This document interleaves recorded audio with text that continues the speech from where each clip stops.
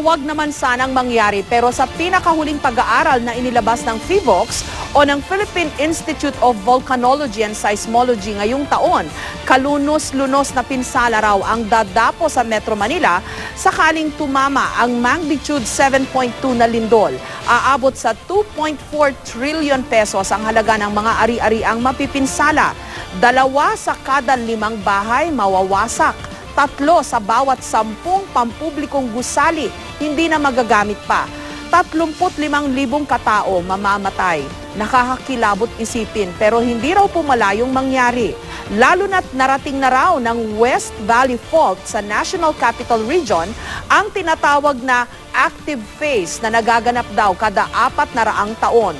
Mapait na leksyon ang iniwan ng lindol nung nakaraang linggo sa Bohol at Cebu. Panahon na po para pakinggan ang paulit-ulit na panawagan ng mga eksperto na dapat sundin, balikan at kung kinakailangan ay baguhin ang building code. Maganda rin ang suhestyon ng MMDA na tignan ang mga lumang gusali para malaman kung kailangan silang patibayin.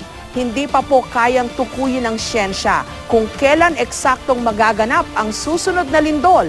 Pero marami po tayong pwedeng gawin para paghandaan ang kinatatakutan.